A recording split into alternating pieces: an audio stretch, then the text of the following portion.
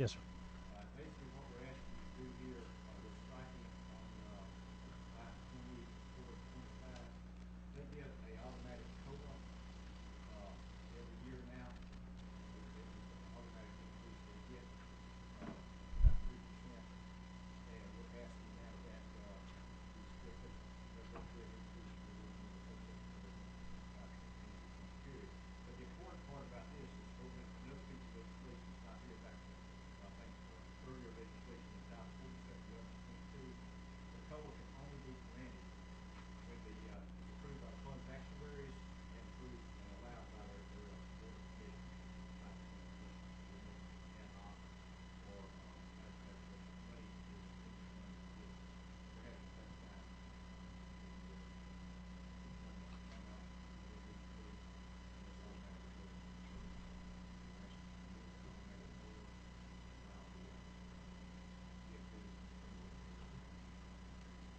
So this is a revenue positive bill. Okay. Any questions? Ms. Bentley. Thank you, Mr. Chairman.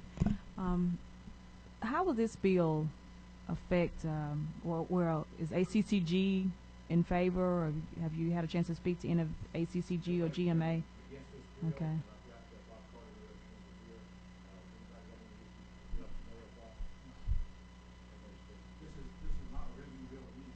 Okay. Okay. Okay. I just want to be clear. You know, I'm a former county commissioner, so I have to look out for my counties. Thank you.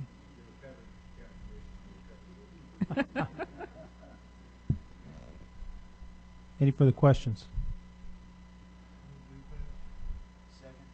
There's a motion do pass. House Bill 601, LC 212249S, and the motion was made by Mr. Hawkins, second by Chairman Coleman.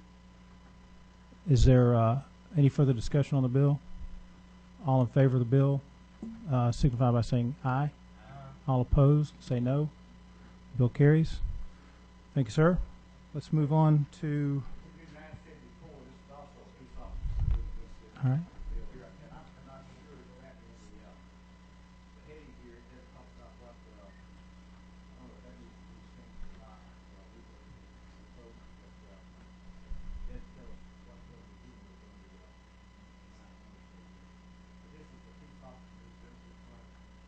We allow people to buy in to this fund, and on line 14 through 16, back on line 27, 26 through 29. We talk about the person could buy into this fund by paying a fee to be the rate of $20 per month.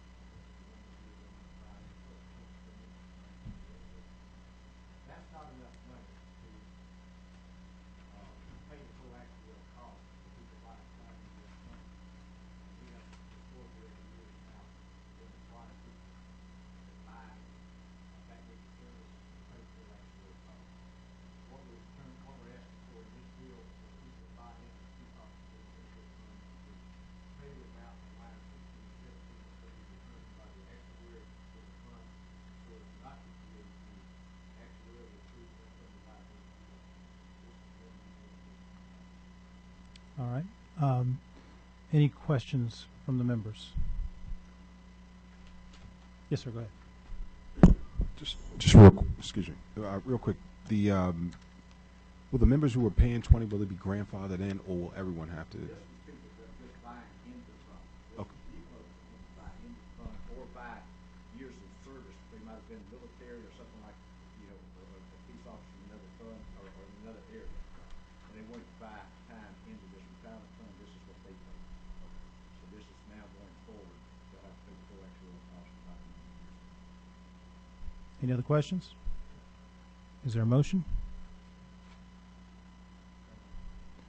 Representative Coleman has moved do pass.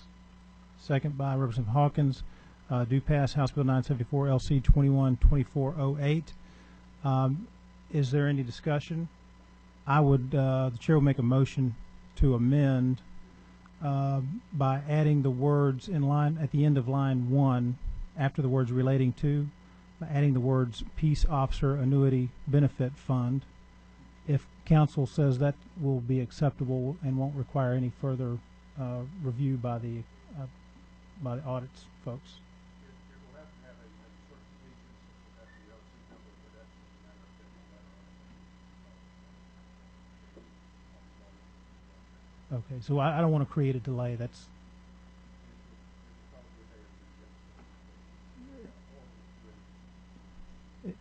is that acceptable to you, Chairman? Either way, if you want to do it in the Senate, I mean, listen, we've got to get this out. The day 30 is coming up. What, 2 weeks? What do you think? But Okay, I withdraw that. I withdraw my motion. yeah, I'll get with the Senate over there. When we get it in the Senate, I'll ask them to do a sub before I present the bill. I withdraw my amendment. Rather, That'd be all right. There's a motion and a second. All in favor, please indicate by saying aye. All opposed, say no. Your bill is carried. And I'm going to relinquish to Chairman Battles. Chairman Maxwell will tell you which one we're on next. He had 3. I only got one left, Mr. Chairman. You have a list. This is the last one, I promise. Okay, thank you. This is a little more impactful, I suppose. This deals with this House Bill 764, LC 212294. This deals with our GSEP program.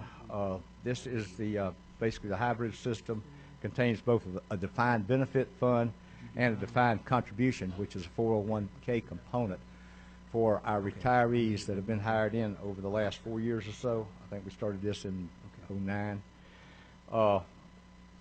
Right now, new hires are automatically enrolled in the 401k plan with an initial contribution rate of 1% of their salaries, and they can opt out of that, or they can elect to change the contribution rate.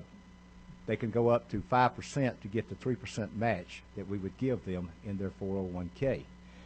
Now, there are several reasons we want to change this. A strong retirement program can aid in recruiting and the retention of a skilled and educated workforce. In the 4.5 years of this GSEP's existence, we've had an opt-out rate averaging about 11%, meaning people want to opt out of the program altogether, 11% of our new employees. An additional 64% of the members leave their contribution at 1%.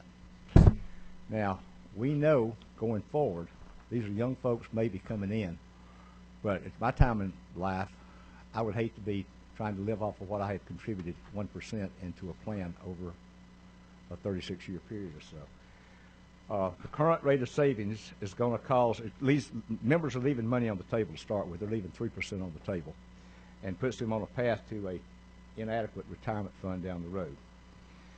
It's calculated historically that they need to save at least 5% of their pay, and they need to get that 3% match so that they'll have a viable retirement program when they get ready to retire. Only 14% of our employees that were hired on this plan are doing so.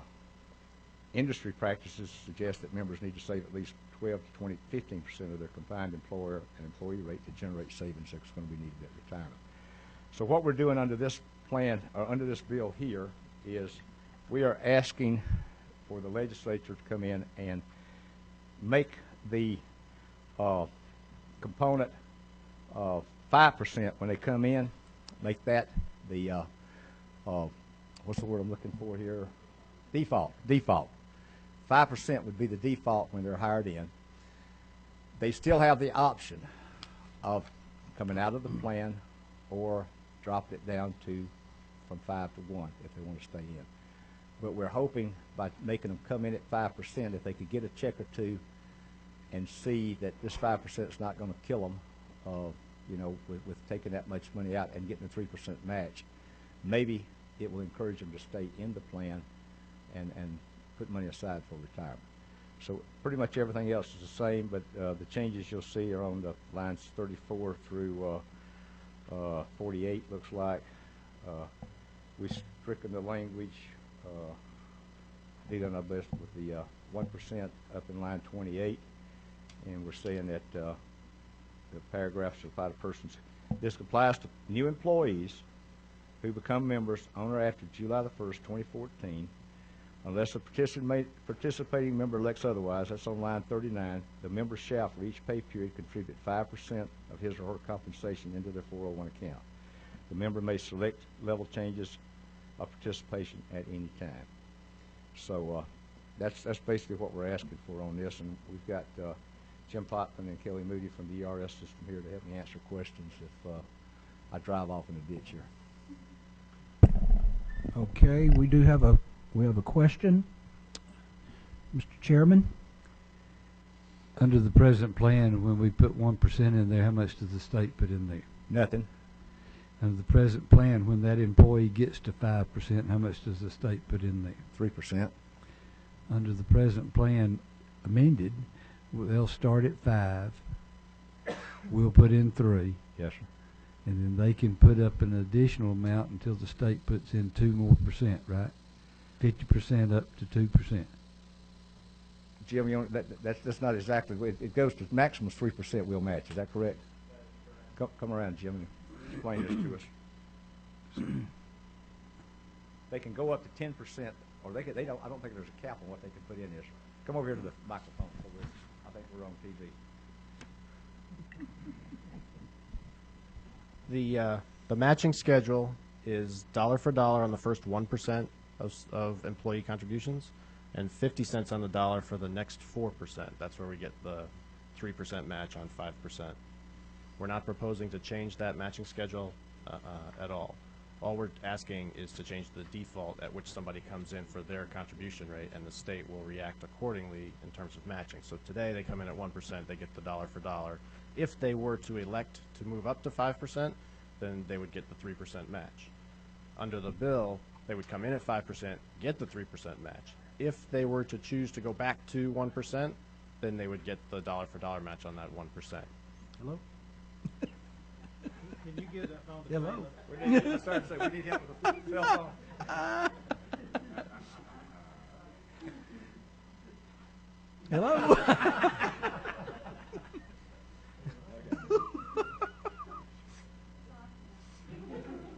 It was entertaining while it was on. All right, I'm sorry. Go ahead. No, you were answering the question. Mr. Chairman, is that muddy it up for you? Yes, sir.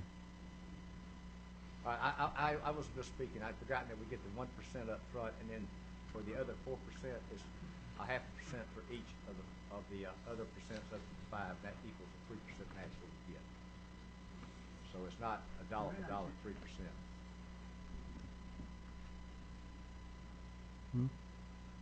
Did you have a question? Your mic's not working? That's right. That is. So you're basically really, if we're just requiring a 5, we're not changing anything at the state level, as you're saying. Not changing a thing. Do they still have 90 days they have to stay in, then they can come out, as you're saying? And could you tell me what percentage you're finding of, again, the ones that pull out after 90 days? Is it still 10 to 12% pull out? Or is it higher than that? I've heard conflicting remarks. According to the report I got back in, when we did this a couple of months ago, only 14% of the employees who have been hired in are staying in at the 5% match. Only 14% are staying in. Up to the 5% match. Okay. And how many are staying in at the 1, though? About 80% staying in? About 90%. 90% staying. But they just having, as you say, just having the 1%. One thing we said when we passed this 4 years ago, you remember, go to the blending because we wanted to take all that extra money and increase salaries. How much are we going up over salaries? I'd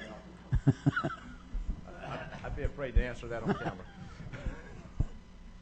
Thank you for the question, Chairman. I know. Do you have any other questions? Any other questions of the committee? Anyone like to speak other than, oh, sorry. At the appropriate time, I'd like to make a motion. All right, sir. Let me ask if there's anyone who would like to speak to the bill. Okay, I'm sorry. Go right ahead. Which? Thank you. Mr. Chairman, Mr. Poppin, the audit states that there's an amount of annual amortized unfunded actuarial liability that will result as a result of this bill of $678,000. This is a non-fiscal. It's a non-fiscal bill. It shouldn't be.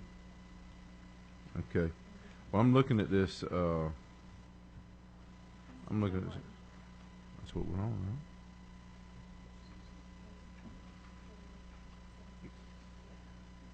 That's not. Which one? Excuse me. Wrong bill. Okay, I just went into, I got into this with another situation the other day, didn't we? It's a good thing the chairman was in the insurance business. He's about to collect on himself. He's got so many bills in here, it's hard to Okay. follow sometimes. Okay, any other questions? All right. I'll recognize our illustrious chairman of rules to make a motion. Do pass. Have a motion, and a second. All in favor, let me know by saying aye. Any opposition? The motion is carried. Thank Thank you, you. members of the committee, and Mr. Chairman. Appreciate you. All right. And our floor leader, Riley, so we're going to jump right on yours. 761.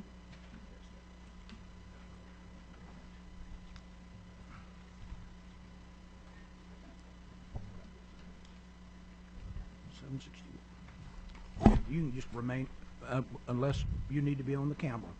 You think the governor's watching? Yeah. Yeah, you need to go. Yeah, yeah. He may be in the TV room as we speak.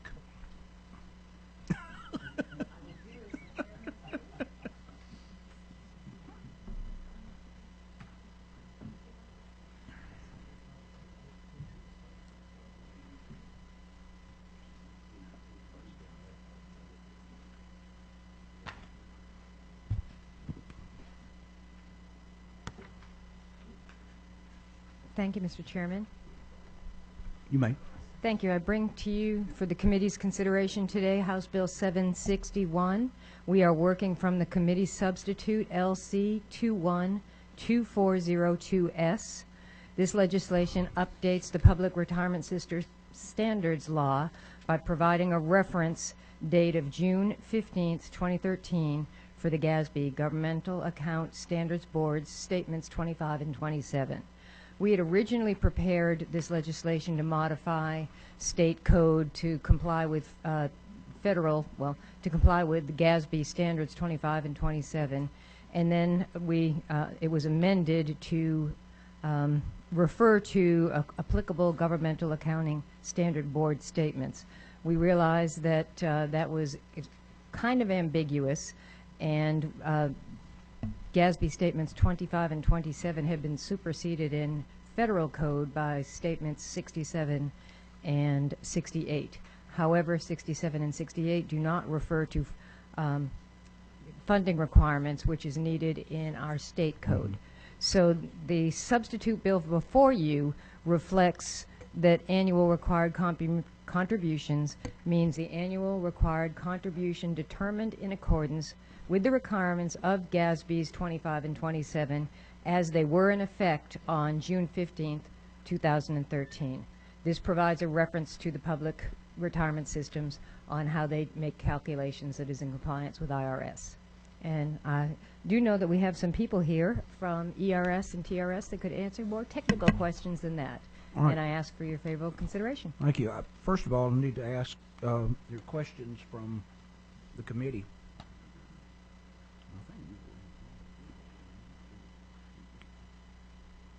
What was your LC number you're speaking from? I'm speaking from LC 212402S. Okay, that's the right one. Yeah, okay. Any questions from anyone on the committee? Yes, sir. You're on. You're on. Well, I thought you were. Thank you, Mr. Chairman. Representative Riley,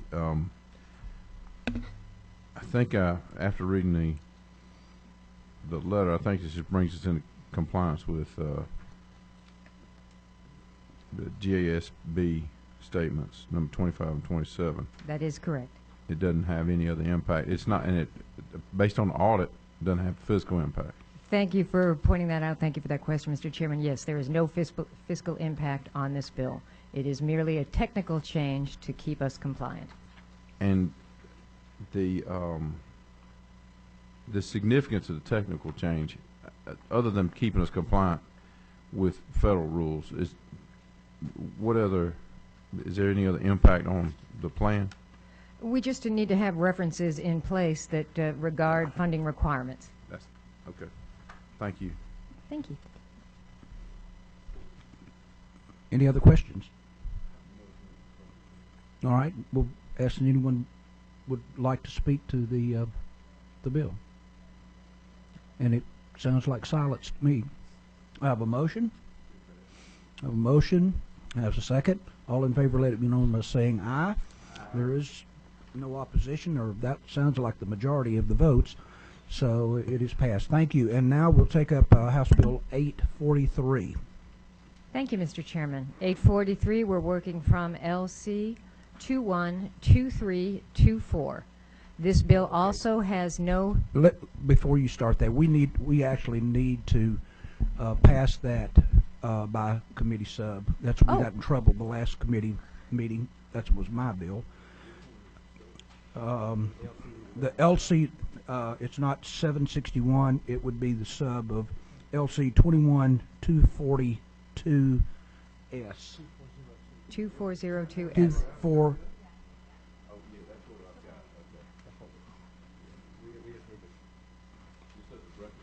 Yes.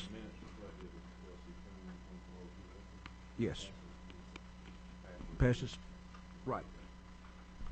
All right, I'm sorry, but we had a little problem with mine last time. We will correct it today, I'll assure you.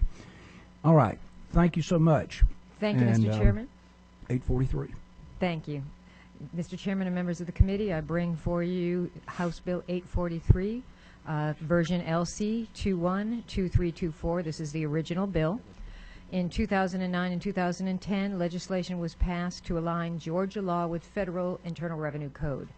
The IRS has required that these changes that are incorporated in House Bill 843 be made to keep us compliant based on a letter ruling that we received with changes in IRS code. These changes are minor. They impact the general provisions in the first section. Section 1 replaces detailed IRC language, 415 language, with a statement that retirement systems will comply with IRC 415 requirements. So you will see a significant amount of the text that was originally in state code that has been struck and replaced with just that simple reference to IRC 415. Subsequent sections are to amend the state code to add pickup language for IRC 414 compliance. The IRS has requested that these changes be made so that we are compliant, subject to a favorable determination letter that we received. There is no fiscal impact to this bill. It is supported by ERS and TRS, and I ask for your favorable consideration. All right, thank you. And Thank you, Mr. Chairman.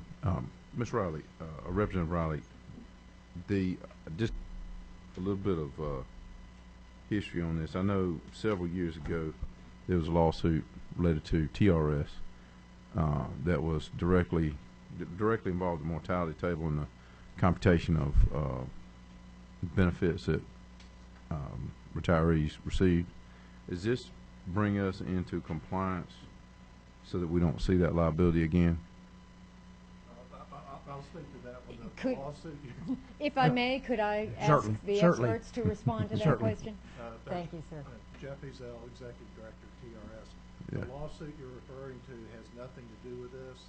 That was an administrative, issue from mortality tables, and what this is here is unrelated to the nature of that lawsuit that we had back in It's been a while. 2004, 2005, 6, somewhere in there. Okay. So, so this doesn't have anything to do with that same issue. No, Okay. not at all. All right. And it's basically like Representative Riley said, all public plans, IRS is required them to go back and request a tax determination letter, and both TRS and ERS received ours with the caveat that we make these amendments as soon as possible to validate that tax determination letter. Okay. All right. If I may, that was my question. I see this brings us up to date. Apparently, brings us up to date on the mortality tables that are used, and I'm assuming this is calculating the benefits that'll be distributed or dispersed. Is that correct? Can you point out the reference? Well, just looking in in line 22 specifically, that was been marked out. What I'm assuming that I don't know what Section 415 of IRC provides, but If I may, Mr. Chairman, the language that was struck is all of the definitive information that is in IRS code. This action just removes all that definitive language and refers us back to the code instead of restating it in state code. So nothing changes. Yeah, and if I may add, back in 09, 08, 09, 010, both ERS and TRS had massive bills, you may remember, basically stating everything that we were currently doing in order to make the IRS happy with what was statutory language. And at that time, they required us to put all this detailed information in there. And since then, they decided, because since they've had other plans in the country, anytime that they IRS would make a change, they have to go in and amend, their statutes for any little thing that was changed within 415. So all they asked us to do is just strike out. I know it looks like a massive amount of language, but strike out all that language and simply state that we will be compliant with IRC 415 rules. It's changing nothing that we're currently doing at all.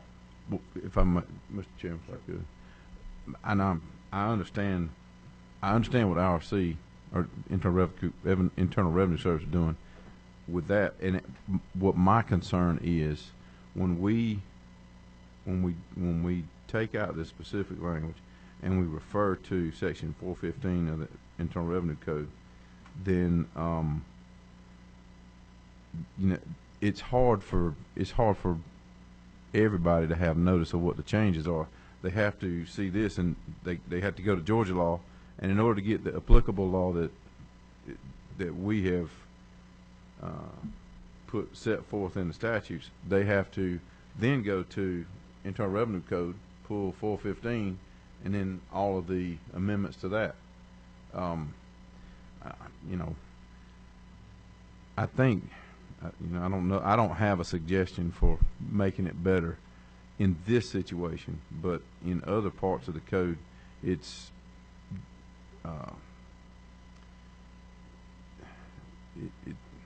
it just makes it more difficult to know for Georgians to see what's prescribed by their legislature. And this may be an exception to the what I would call the rule of put it in the statute if you want it to be the Georgia law.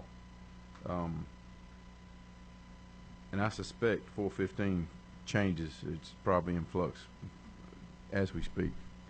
Just the amendments that are made to it and the changes that are brought forth. And could you just comment on how this is going to help us and help? The typical change that they make, every year has to do with salary limitations on the threshold that we withhold contributions on, and also on the benefit side of it as to how much benefit we can pay out of the fund. Those are the typical 415 limitations that come into play with us.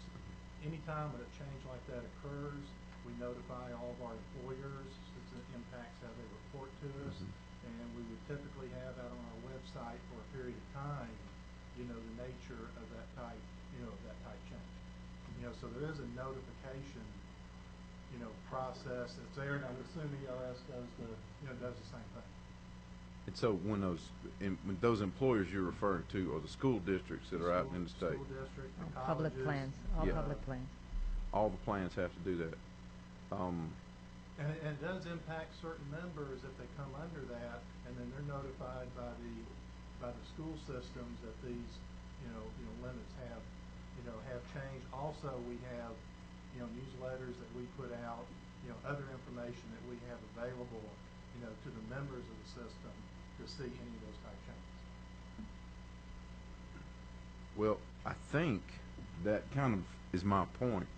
You're having to send out all the, well, I think what's happening, and as if I understand correctly, you're having to send out all these notices to all the school districts, all the employers throughout the state. Then they have to submit the information back to you, or make sure they're making the right contributions to the plans in accordance with 415. How, I mean, maybe I need to ask the question of how often is 415 revised? I mean, is it actually changed monthly, weekly, or? Typically, it's going to be a once a year, and sometimes it could be 2 or it could be 3 years. Because on some of these salary thresholds, they typically fall into like a 10,000, 5,000, or 10,000 increment based on how they look at it. So you could go a year that the threshold doesn't even change, and then it may be 2 or 3 years that it changes. It's not necessarily every year. It's subject to that. Okay, so if we had it in the code, hypothetically, you wouldn't have to send out those notices. No, we would still need to send the notices out because Absolutely. the employers need to understand that they may need to change their payroll systems. Correct. In order to make the proper deduction. So that has to occur. What would be different, Mr. Chairman, was we wouldn't have to address this legislatively every year, every time IRC changes Section 415. This provides us with, we must remain consistent with 415.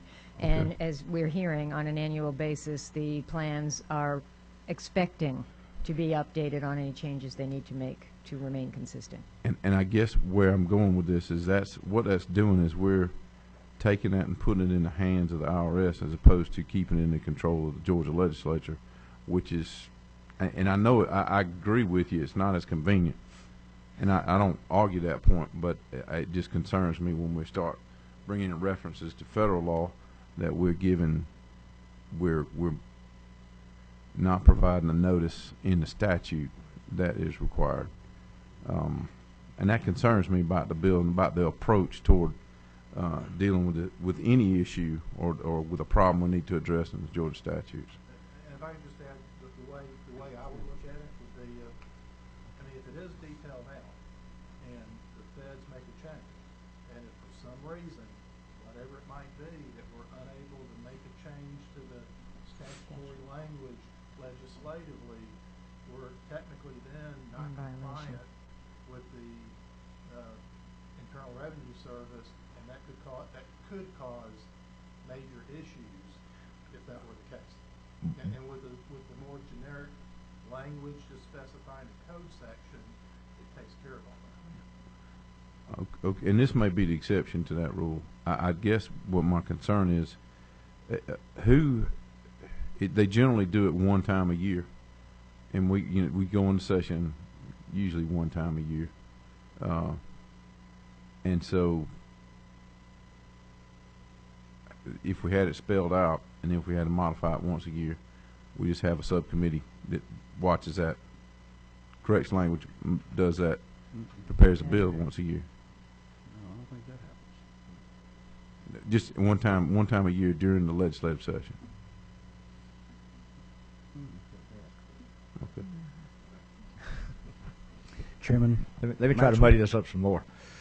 I understand what we're attempting to do right here. We're just getting a blanket waiver from the IRS that says whenever they make a change to 415, it's going to come to you and the ERS Right. directors, and you guys are going to be aware of the changes, and we're going to go ahead and make Georgia compliant automatically by going back to the people that have to withhold wages, watch all this stuff, and make sure we're in compliant. And instead of us having to go through, they may make a change in October and we not get a bill passed to the end of March next year, so that potentially for 5 months we could be out of compliance.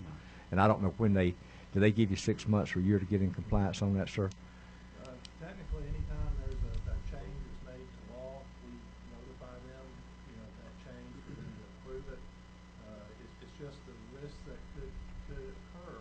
If we didn't get a bill passed, it got hung up somewhere. Yeah. And I'll put it this way could affect our tax exempt Status. and we would not want that to happen. That's the second place I was going with this. I mean, this is to keep us in compliance with tax exempt status for our retirement All the plans in the plans. state anyway. Correctly. So basically, we're going to say we're going to be in compliance with 415, and that's your job and Mr. Poplin's job and everything else to make sure we are, without us having to come back every year, tweak legislation to change a threshold of $5,000 or $10,000 for caps on amount of compensation they can earn or whatever. Correct. The mortality tables, I'm trying to remember back. God, I started in life insurance so far ago. It was, I think like we had a mortality table of 67 that we used at one time, and then we went to an 82. I mean, they set mortality tables are not changed every year or two, are they? They're changed. And what year are we working on now for? The mortality tables are something that when a change is required, our actuary will make that recommendation to the board. But there's a national organization that does the mortality tables, right? There's several, Jim, can you help me on that? There's several associations that have mortality tables, and what our actuary does is they look at our population and experience, and they look at ERS's population experience, and they look for the mortality table that best fits our system.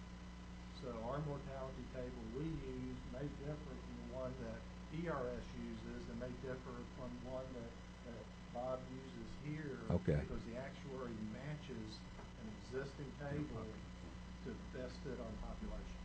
Okay. I just, in our little group, my little company, I knew we'd changed them 4 or 5 times. I don't even know what we're on now, what year we're on. Typically, that would be something, the most frequent would change would be 5 years. 'Cause Yeah. that would be when we do an experience study and look at all that type of information. Okay. But that has nothing to do with this deal. I was just curious about, because mortality was brought up, I just curious how you did that. Thank you, sir. Mr. Chair. Yes, sir. I recognize Chairman Weldon. Mr. Chairman, could we just get a comment from Legislative Council regarding the way we've organized this bill and the format that it's in regarding the reference to federal law as opposed to providing the provisions in the statute? This comes up occasionally when federal law changes, and what we do, just by practicality, it has to follow federal law. It happens in a drug statute. Every year we have to come back and update that because they're very strict across the criminal code. Rather than enumerate it, we can incorporate the federal act by reference as it exists from the date of the act. And then it wouldn't change until the next year when we came back to change the date. Say the federal regulation as 2015, and then the next year as 2016. So we're not allowing the feds to make our law for us. We are incorporating by reference that which is in existence now, and we're saying that's okay. The way this is drafted, it's probably technically an unconstitutional delegation to the feds to set our constitution as whatever it is. That we suggest any other way to draft it, but what you're talking about now is incorporating the federal law. Now that the Georgia law would know what it is, you accept and incorporate it by reference, and then next year you come back and look at the change and see if you can do that, and you can incorporate it by reference simply by changing the date.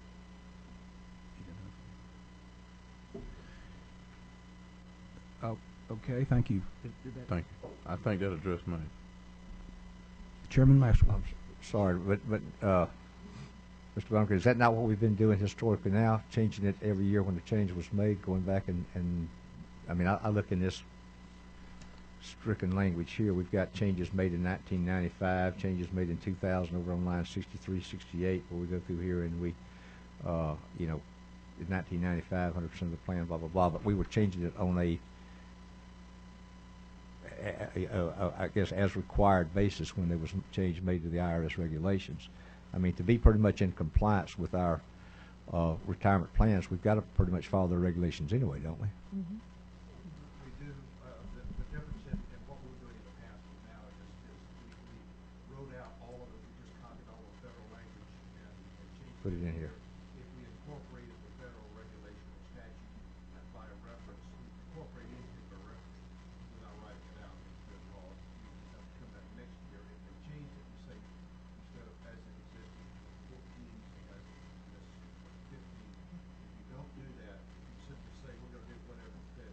say. changed, and basically you're turning over towards the legislative power to the federal government.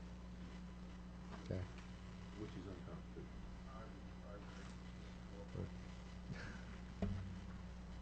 So all we gotta do to fix this language is to say, as it exists today, or as of a certain date.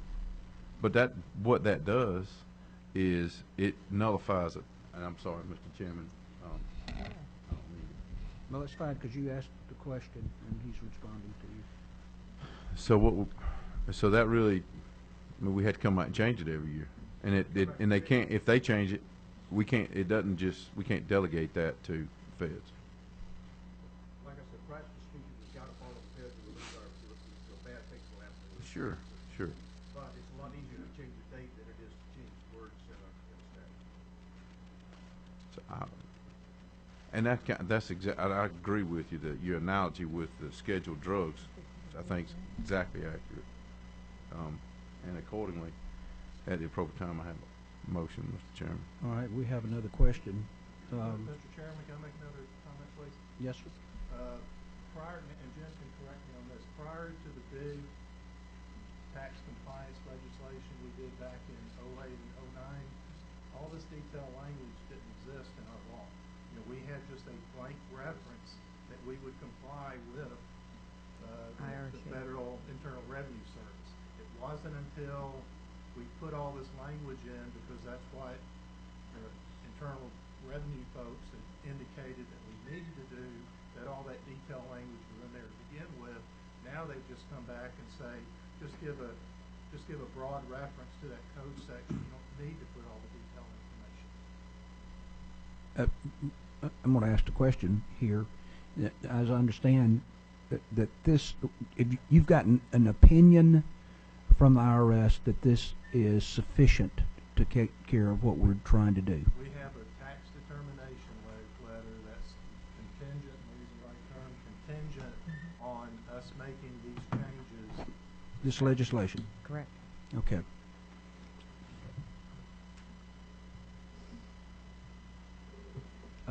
We have one more. Chairman Meadows. Is it not true that we pass too many bills anyway?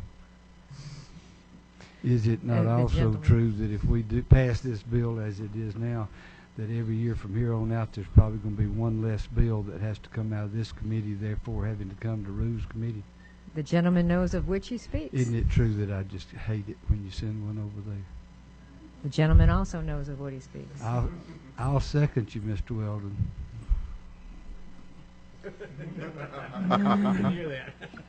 I recognize Chairman Weldon. Did you have a question? I got to go with me, Mr. Chairman. I got to go. Oh, okay. After that comment, I'm not so sure I want to be recognized. I just did. Well, Do we need someone else to make the motion? I think my motion just got a lot weaker.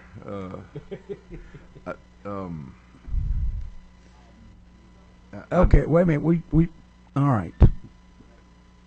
We have a motion. Have a motion and a second. All right. All in favor of Do the? pass. I'm sorry.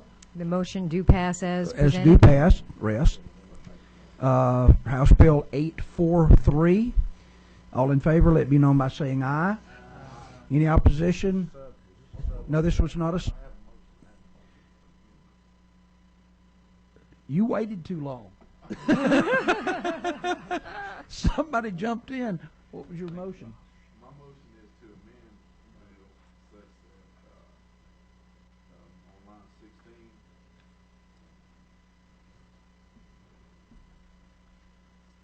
after the words for qualified retirement plan, delete the period and put a comma.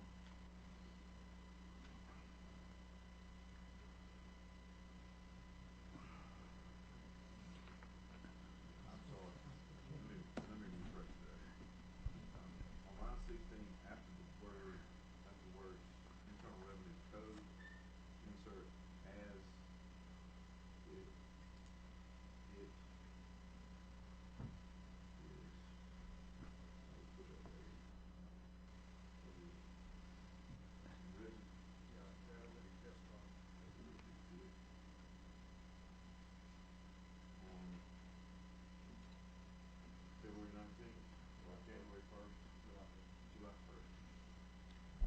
Okay, I take the,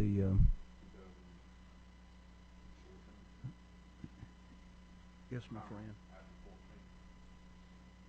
So we'll read, Federal Internal Revenue Code as it exists on July 1st, 2014. July Mr. 1st, Blanton's bill 2014, comma, is or a qualified off. retirement plan. He's taking his off. Period.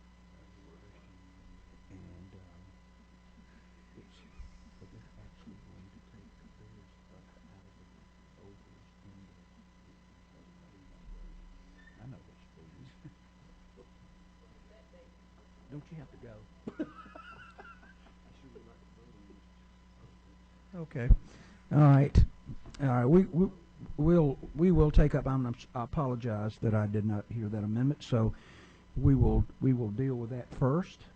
And we have a motion. Do we have a second to the amendment? And if you'll read that one more time, clear. On line 16 of LC 21, 23, 24, Yeah, we have a second.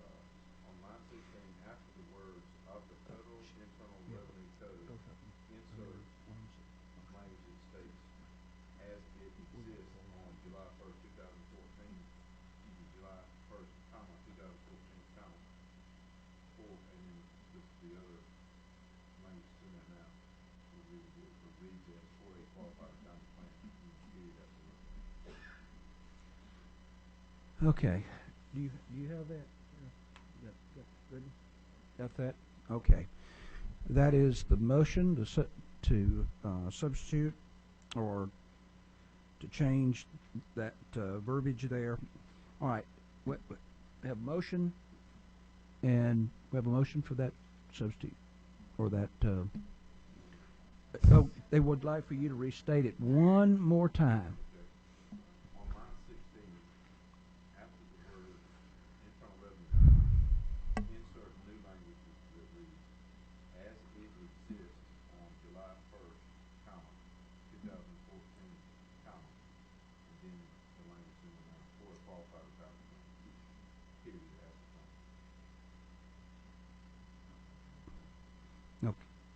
Okay. You have a second? We have a second? We're running out of seconds. We have a second. All right. All in favor of the motion? I'm sorry.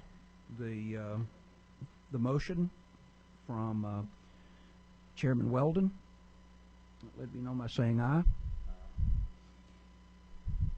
All of those against, let me know by saying aye.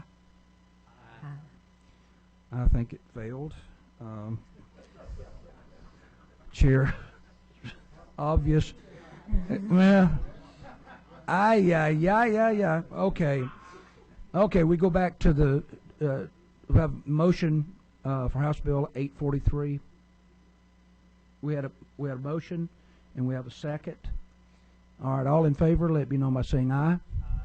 Any opposition? Like sign. All right, motion's carried. Thank you, Mr. All Chairman. right, we only have one bill left, and I'm going to ask.